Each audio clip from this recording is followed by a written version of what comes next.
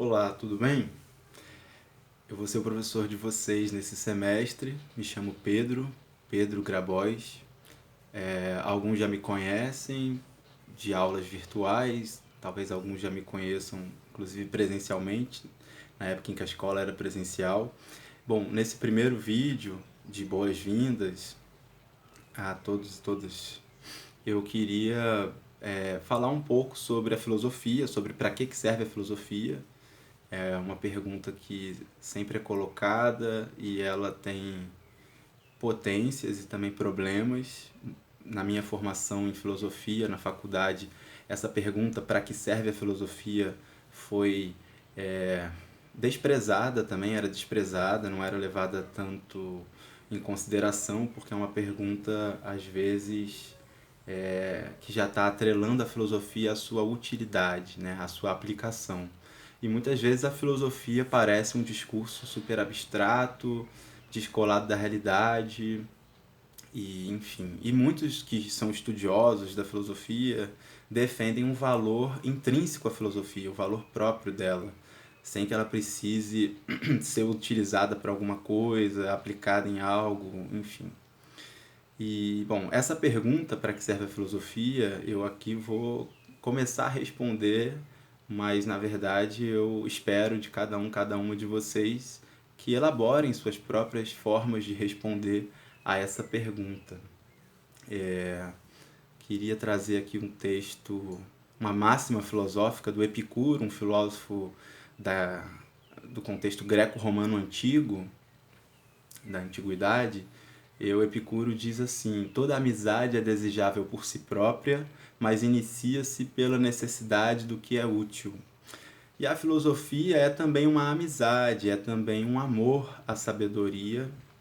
E essa amizade em relação aos saberes, aos conhecimentos, que está presente na filosofia, na busca da ciência e no nosso compromisso com a verdade, essa amizade ela é desejável por si própria, mas ela se inicia também, muitas vezes, para responder questões do próprio tempo presente, questões muito de necessidade, de urgência, de demandas concretas, né?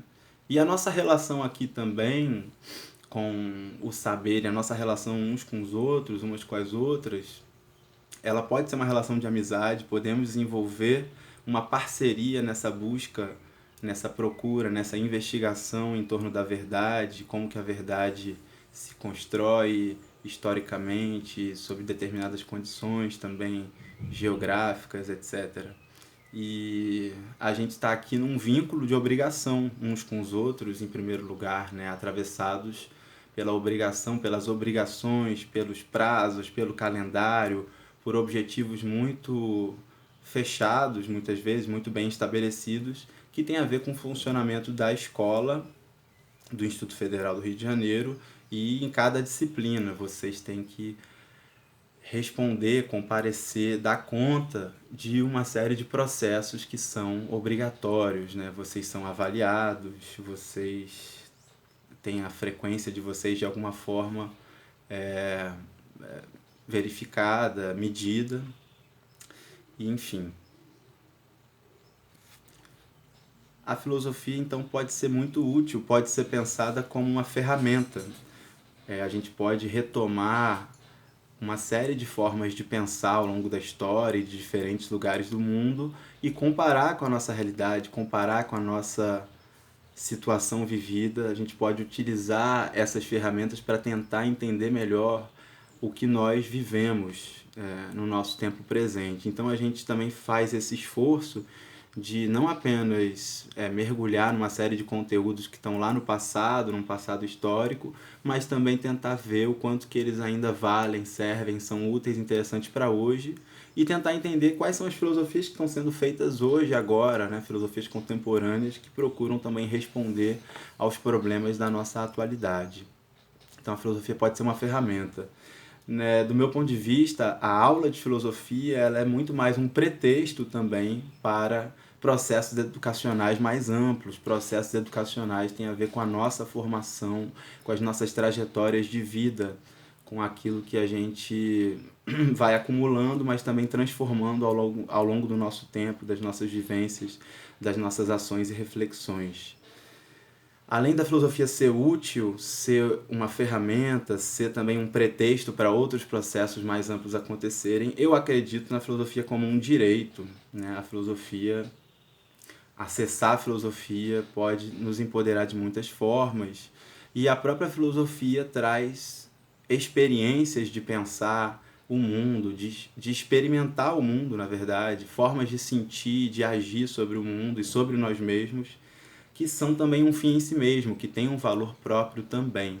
Então a filosofia, de uma maneira bem aberta, eu queria defender aqui que ela é isso tudo ao mesmo tempo. Ferramenta, utilidade e também algo que tem um valor em si mesmo, algo que muitas vezes não tem nenhuma outra utilidade a não ser nos oferecer algum tipo de fruição, de prazer nas descobertas das novas verdades sobre as quais a gente se lança. E esse é o convite que eu faço a vocês, a cada uma de vocês, que vocês se empenhem ativamente, cada vez mais autonomamente, nessa busca pelo filosofar, pela filosofia.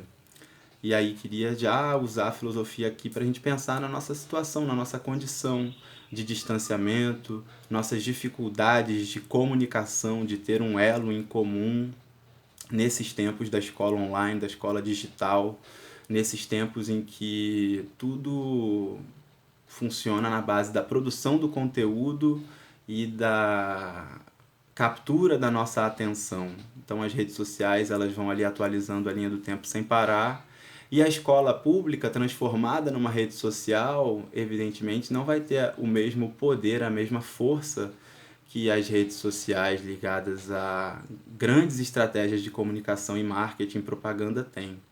Eu não sou um videomaker, não sou produtor audiovisual, não tenho aqui uma performance super elaborada em torno da produção do áudio e vídeo.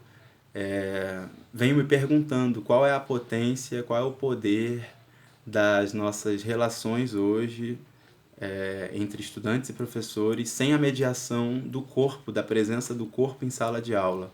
Nós agora somos mediados por uma captura da imagem e do som, mas para fazer filosofia é preciso muito mais do que apenas o audiovisual, é preciso usar todas as intuições, todos os sentidos do corpo, também o olfato, o paladar, o toque.